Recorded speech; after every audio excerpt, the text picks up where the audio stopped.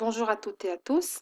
Après avoir terminé l'explication de la fonction de demande qui s'adresse au monopole et des fonctions de recette, la recette totale, recette moyenne et recette marginale, je vais à présent vous expliquer la relation qui existe entre la recette marginale du monopole et l'élasticité de la demande. Je vous ai dit précédemment que le monopole, malgré sa position dominante sur le marché, reste tout de même contraint par la demande. En effet, la demande qui est adressée au monopole n'est pas totalement insensible à l'augmentation du prix. Si le monopole décide d'augmenter son prix à un niveau qui se situe hors de portée de la disposition à payer des consommateurs, il risque de ne trouver aucun acheteur, et ce, malgré le fait que le bien qu'il produit est très difficilement substituable. Donc, je vais vous démontrer dans cette partie qu'il existe une relation très forte entre la recette marginale du monopole et l'élasticité de la demande. Je vous rappelle que la recette marginale du monopole mesure le supplément de recette apporté par la vente d'une unité supplémentaire, et l'élasticité prix de la demande mesure la variation relative de la quantité demandée qui résulte d'une variation de 1% du prix. On la calcule de la manière suivante. Cette élasticité va être égale à la variation relative de la quantité sur la variation relative du prix. Pour le calcul de n'importe quelle élasticité, on met toujours au dénominateur la cause. Donc ici, c'est la variation relative du prix, et au numérateur l'effet. Donc ici, l'effet, c'est la variation relative de la demande. Cette élasticité peut être exprimée différemment par un petit calcul mathématique. Je vais avoir que l'élasticité va être égale à dy fois p sur dp fois y. Alors, je vais vous démontrer cette relation qui existe entre la recette marginale du monopole et l'élasticité de la demande en partant de la recette marginale. Cette dernière est égale à P de Y plus P' de Y fois Y. Pour plus de détails, je vous renvoie à la vidéo précédente dans laquelle j'explique les fonctions de recette. Je vais réécrire la recette marginale en remplaçant P' de Y par D de P de Y sur DY. C'est la même chose que P' de Y. Donc la recette marginale va être égale à P de Y plus dP de Y sur dy fois Y. Je vais mettre P de Y en facteur, et la recette marginale va être égale à P de Y facteur de 1 plus dP de Y sur dy fois Y, et je vais diviser par P de Y parce que justement j'ai mis P de Y en facteur. Donc P de Y sur P de Y est égal à 1. En fait, c'est comme si je n'avais absolument rien fait. J'ai multiplié par P de Y et j'ai divisé ce deuxième terme par P de Y. Alors, cela vous rappelle l'inverse de l'élasticité prix de la demande. En effet, si je calcule 1 sur l'élasticité, je vais trouver que c'est égal à dP fois Y sur dy fois P. Et c'est ce que j'ai ici. Donc, je peux dire que la recette marginale du monopole est égale à P de Y facteur de 1 plus 1 sur l'élasticité. Encore une fois, parce que si j'inverse l'élasticité, si je calcule 1 sur l'élasticité, je vais trouver ce que je vous montre par la souris, dP de Y sur dy fois Y sur P de Y. On constate très aisément qu'il existe en effet une relation très forte entre la recette marginale du monopole et l'élasticité de la demande. Cette recette marginale dépend de cette élasticité. Étant donné que l'élasticité de la demande est normalement négative, je vais introduire le signe négatif à ce rapport et je vais mettre l'élasticité en valeur absolue. Donc cette élasticité est normalement négative, donc je vais reporter le signe négatif ici et je vais imposer la valeur absolue à l'élasticité. Et maintenant, on va étudier justement la relation qui existe entre la recette marginale et l'élasticité de la demande. Si la demande est isoélastique, c'est-à-dire si l'élasticité de la demande est égale à 1, on va constater que la recette marginale est nulle. En effet, 1 sur 1 est égal à 1 et 1 moins 1 égale à 0. Donc, P de Y fois 0 égale à 0 et la recette marginale va être nulle. Lorsque l'élasticité de la demande est unitaire, on va constater que la recette marginale est nulle. Lorsque la demande est inélastique, vous savez que la demande est inélastique lorsque l'élasticité est inférieure à 1. Je vais prendre un exemple. Si cette élasticité est égale à 0,5, 0,5 est inférieur à 1, donc la demande est inélastique. Et on va voir quel est l'impact d'une demande inélastique ou bien faiblement élastique sur la recette marginale. Si l'élasticité est égale à 0,5, 1 sur 0,5 est égal à 2, donc 1 moins 2 égale à moins 1. Moins 1 fois PY est négatif, donc la recette marginale va être négative. On va dire que lorsque l'élasticité de la demande est inférieure à 1, lorsque la demande est faiblement élastique ou bien inélastique, on va constater que la recette marginale du monopole est négative. Le dernier cas qu'on va voir est le cas où l'élasticité de la demande est supérieure à 1. C'est le cas où la demande est élastique. On va voir quel est son impact sur la recette marginale du monopole. Et je prends un exemple. Si la demande est élastique, si par exemple elle est égale à 2, 1 sur 2 est égal à 0,5, 1 moins 0,5 est égal à 0,5 fois P de Y. Donc tout ce produit-là va être positif et la recette marginale du monopole va être positive. Donc, lorsque la demande est élastique, c'est-à-dire lorsqu'elle est supérieure à 1, la recette marginale du monopole est positive. Je vais vous expliquer tout ça à travers un graphique. Comme d'habitude, je vais représenter sur l'axe des abscisses les quantités et sur l'axe des ordonnées le prix et les fonctions de recette, la recette moyenne et la recette marginale. Pour plus de détails sur cette représentation graphique, je vous renvoie à la vidéo précédente. Très brièvement, je fais l'hypothèse d'une fonction de recette moyenne qui est décroissante et linéaire. Je vous rappelle que la recette moyenne est égale à la fonction de demande inverse du monopole.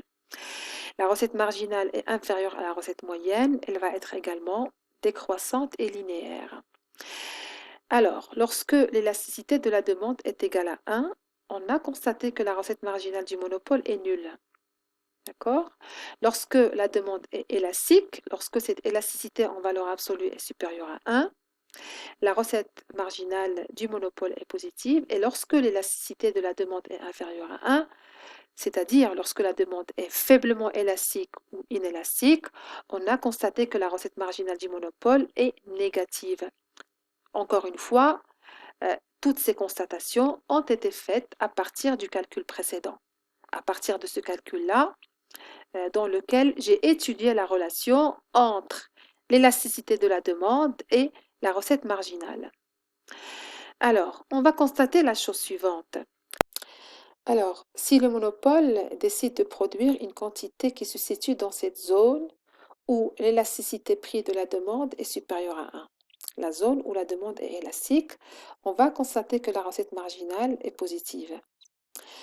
Toute augmentation des quantités de 0 à Y va se manifester par une baisse du prix. Or, cette baisse du prix n'est pas très grave parce qu'elle va être compensée par un accroissement des ventes. En revanche, si le monopole décide de continuer à produire au-delà de cette quantité Y, il va se retrouver dans une zone où l'élasticité de la demande est inférieure à 1, c'est-à-dire où la demande est inélastique et où la recette marginale va devenir négative, comme vous constatez avec moi sur le schéma.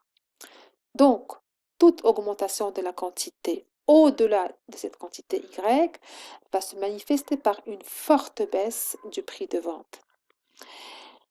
Et on va dire que plus la demande est inélastique, c'est-à-dire dans cette zone, et plus la recette marginale est faible, elle va même devenir négative. Pour vendre une unité de plus, il est nécessaire de baisser fortement le prix. On va conclure cette partie par la chose suivante. L'entreprise en situation de monopole aura intérêt à choisir un niveau de production pour lequel la demande est élastique. Il doit obligatoirement choisir une quantité comprise entre 0, sachant que le monopole ne va jamais produire 0, jusqu'à cette quantité Y. Parce que, encore une fois, dans cette zone, la recette marginale du monopole est positive et il se trouve que c'est là où la demande est élastique. S'il décide de produire plus, une augmentation de la quantité va se manifester par une baisse du prix. Cette baisse du prix va fortement impacter la recette marginale qui va devenir négative. Maintenant qu'on a compris le lien entre la recette marginale du monopole et l'élasticité de la demande, je vais vous montrer comment on détermine l'équilibre du monopole pur. Comme n'importe quelle entreprise dans n'importe quelle structure de marché, le monopole cherche également à maximiser son profit en maximisant l'écart entre sa recette totale et son coût total. On peut exprimer ceci de la manière suivante. Le monopole cherche à maximiser sa fonction de profit en maximisant la différence entre sa fonction de recette et sa fonction de coût total. Comme n'importe quelle fonction, la fonction de profit admet un maximum sous deux conditions. La condition de premier ordre qui dit que il faut que la dérivée première du profit par rapport à y soit nulle, et la condition de deuxième ordre que je vous expliquerai tout à l'heure. Alors, on va calculer la première dérivée du profit par rapport à y. Elle va être égale à la recette totale prime de y, c'est-à-dire la recette marginale, moins le coût total prime de y, ou bien le coût marginal. Cette différence doit être égale à 0.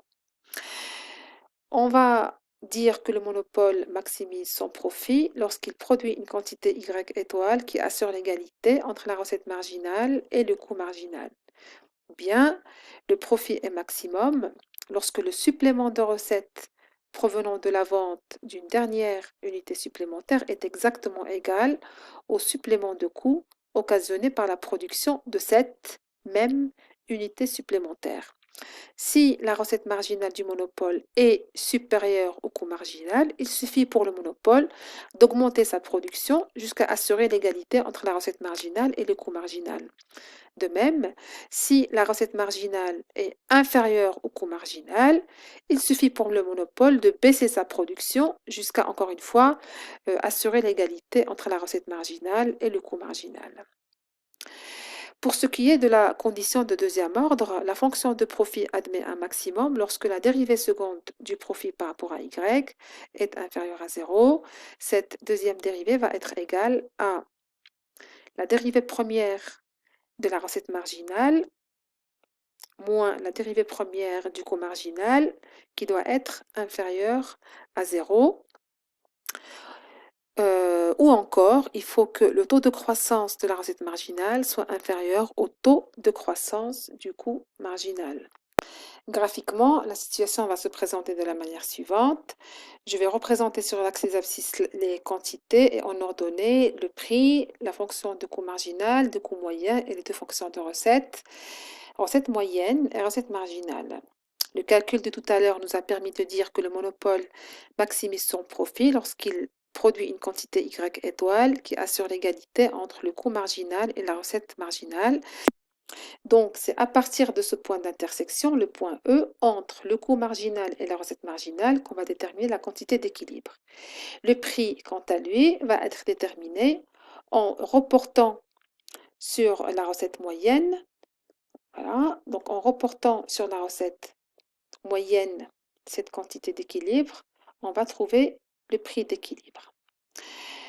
À partir de là, à partir de ce schéma, on peut faire deux remarques très importantes. La première remarque, c'est que la quantité qui maximise le profit se situe dans la zone où la recette marginale est positive et où la demande est élastique. C'est ce qu'on avait dit tout à l'heure dans le schéma qui nous montrait la relation entre la recette marginale et l'élasticité. La deuxième remarque très importante aussi que l'on peut faire est la suivante.